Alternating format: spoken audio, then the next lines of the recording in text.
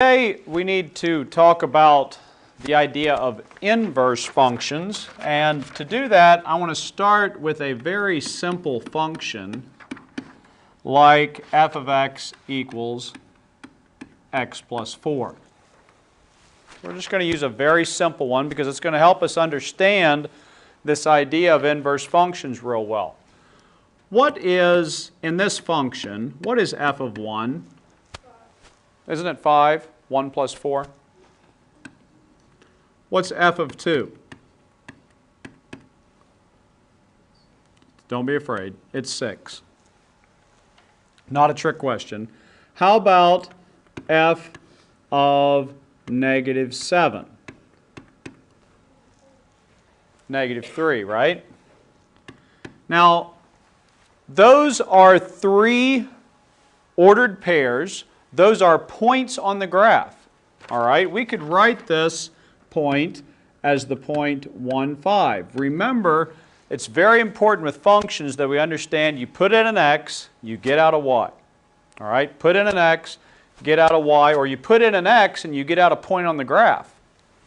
It's very important to understand that. So this is the point 2, 6, and this is the point negative 7, negative 3. All right.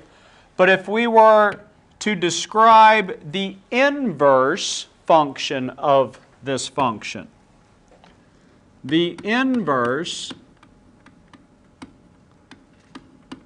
of f of x, if I were to look at the points of the inverse of f of x, then instead of 1, 5, it would be 5, 1. And instead of 2, 6, it would be 6, 2. And instead of negative 7, negative 3, it would be negative 3, negative 7. So what would my inverse, and by the way, the inverse function has a special notation. It's written this way. F with a little negative 1 up there to the x. And that's not a true negative 1 power. That's just a special little notation to show that it's the inverse function. So if you see that f to the negative 1 of x, it's the inverse function of f. So if I wanted to write a new function based on these points, all right, the inverse function. Well, up here, my function added 4 to every x coordinate. What's going on with these? Isn't it subtracting 4, right? So wouldn't the inverse function be x minus 4? Right? So I want you to catch what just happened. If I look at my original function, all right, I can ask this question. What does the function do to x? What does the function do to x? Well, the original function added 4 to every x value, right? Well, the inverse function then will undo that. It's kind of like tying your shoestrings and then untying them, right? Before you started, your shoes were untied, right? Well, if you tie them and then untie them, aren't you where you started before, right? So the inverse function,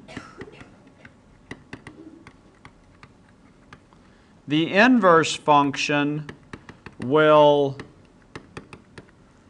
undo whatever the original function does. Whatever the original function does.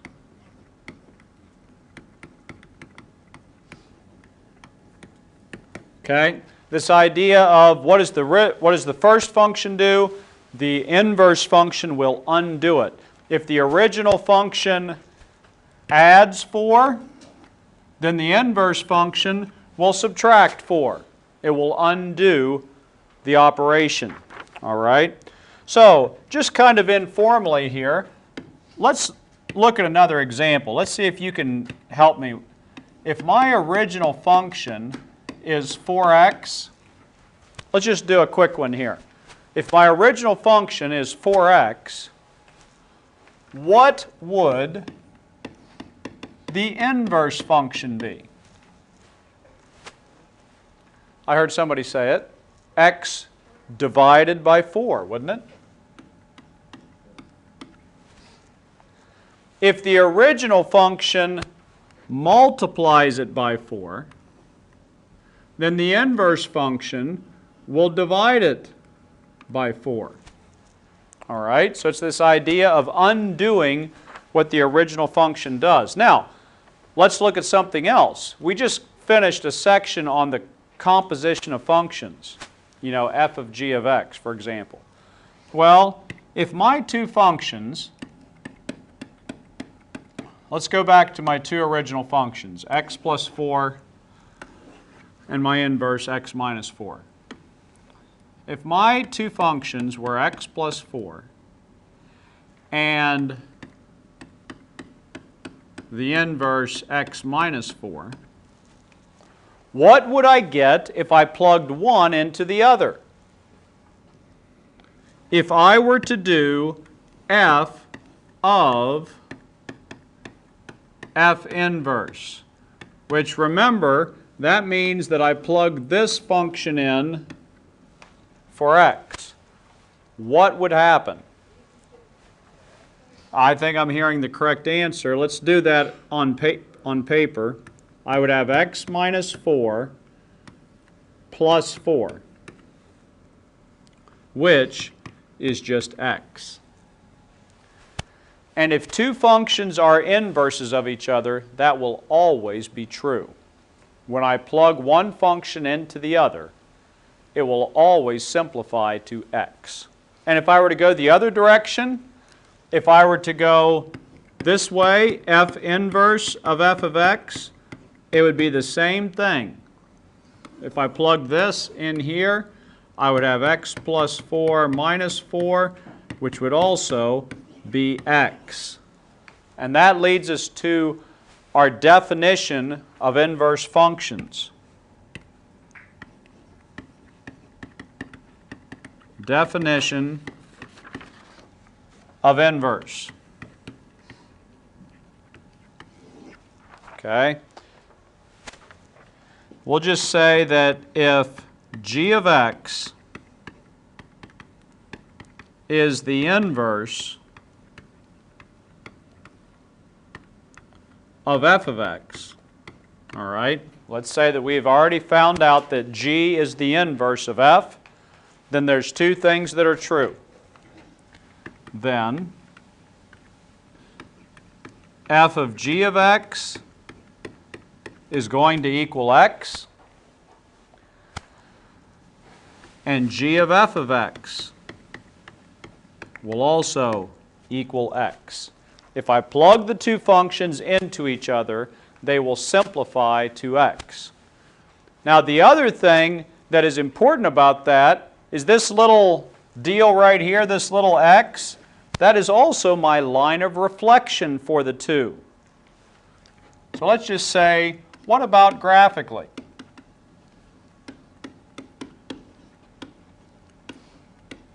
What about graphically? Well, I'll just give you a note here. Note.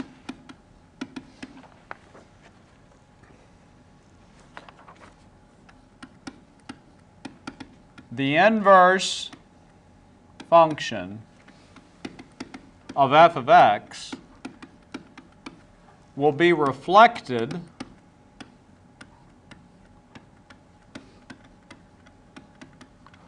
across the line y equals x. Very important to understand that y equals x is the line of reflection for two functions that are inverses of each other. And I'm going to show you the classic example. We're going to spend, after we get back from Christmas, we're going to be spending a lot of time with two functions, and one of those is the exponential function. That function, the function is e to the x. E is actually a number, like pi is. We're going to learn about e later. That is my function e to the x. Well, the inverse function of e to the x is the natural log of x. And the natural log of x looks like this, the graph of it. That's the graph of the natural log of x. It's abbreviated ln of x. There's actually an ln key on your calculator. We're going to learn all about that before too long. Now look, where is the line y equals x? Isn't that just a plain old linear through the origin? Look at this.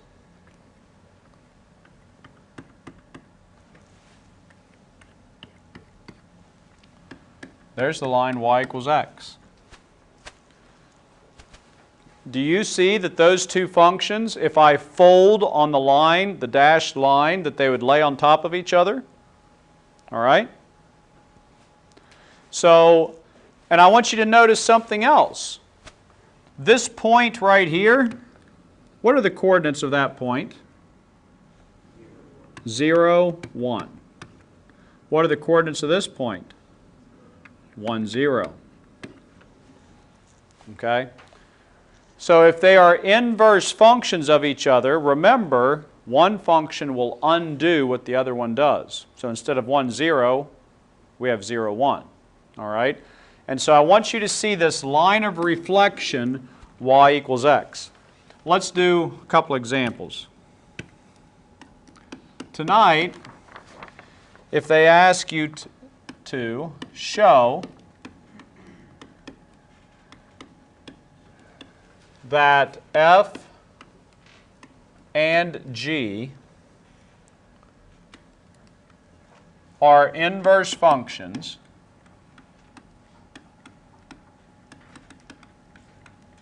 first algebraically,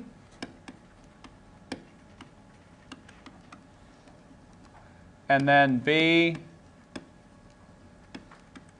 graphically. Well, I've actually already done this once. The algebraic part is plugging them into each other. So let's say they give you these two functions. Let's say that f of x equals 2x cubed minus 1. My equal sign got messed up. And g of x is equal to the cube root of x plus 1 over 2. The cube root of x plus 1 over 2. And I'm supposed to show that these two functions are inverses of each other. First, algebraically. Well, if I want to do part A, all right, part A means that I need to plug them into each other. First, I need to find f of g of x. So I'm going to plug g, the function g, into f. So I'm going to take this function and I'm going to plug it in right there. So I'm going to have 2 times the cube root of x plus 1 over 2 cubed minus 1. Now, I think we all remember that if I cube a cube root, don't they go away? Right? If I cube a cube root, it goes away. So look what I have now. Now I have 2 times x plus 1 over 2 minus 1. Well, let's put this 2 over 1.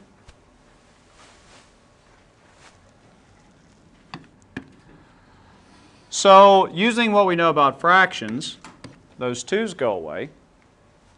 And now I just have x plus 1 minus 1, and I just have x. And that's what we want. If I do f of g of x, I want it to simplify to this x. But I also need to do g of f of x. So we need to go the other direction. I need to find g of f of x. So I need to plug function f in to function g. So I'm going to put that 2x cubed minus 1 right on top. I'm going to have the cube root of 2x cubed minus 1 plus 1 all over 2. And let's see if that simplifies to x. We hope it does. So the 1's go away. And I'm just left with the cube root of 2x cubed over 2. And the 2's go away.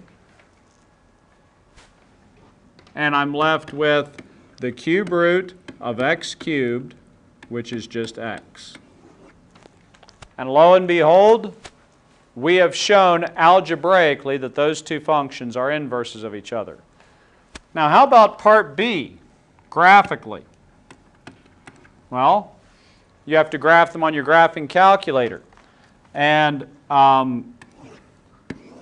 if I graph function f, by the way, function f is 2x cubed minus 1. Didn't we learn how to do transformations?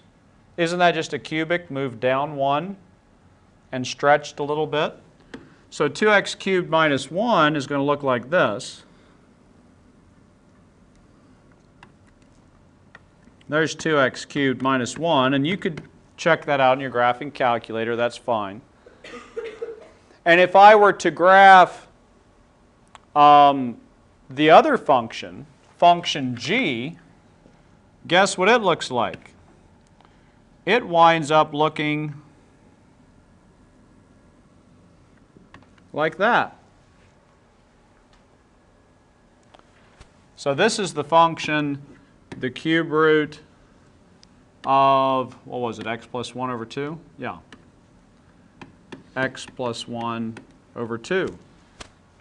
And if I'm going to show it graphically, I have to show the line of reflection. So somewhere in there, you want to put the line of reflection to show that if I reflect these across the line y equals x, here's the line y equals x, they reflect across one another. All right? So that's what we mean by showing it algebraically and graphically. All right, that was a pretty complex example. Let's look at one that's maybe not so hard, like f of x equals x squared minus 2, and g of x equals the square root of x plus 2. Doing the same thing. We're trying to show algebraically and graphically that these two are inverses of each other. So, if I want to do algebraically, this one's a lot shorter.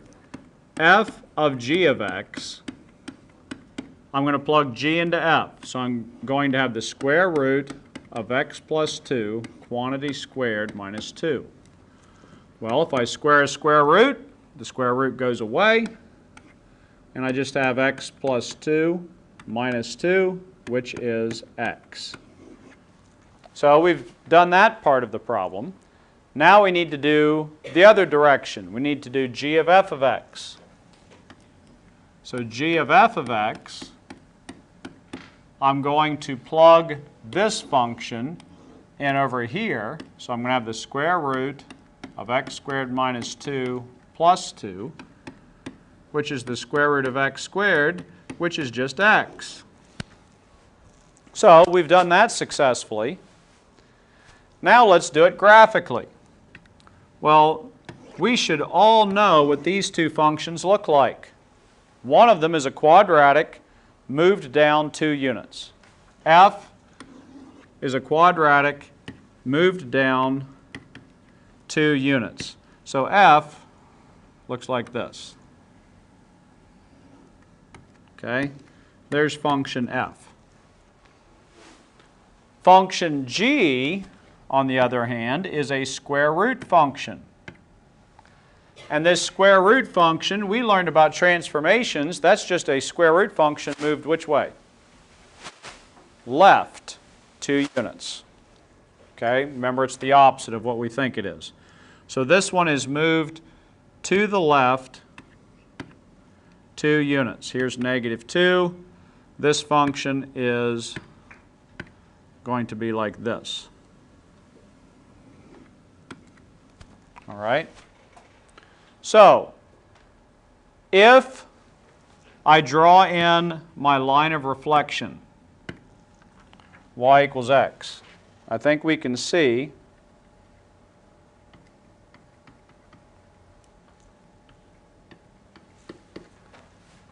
that they are a reflection of each other. Now, please forgive my inaccurate hash marks and graphs, but I think it's pretty clear to see they are a reflection so long as this one I kind of need, don't I need to cut something off from the parabola?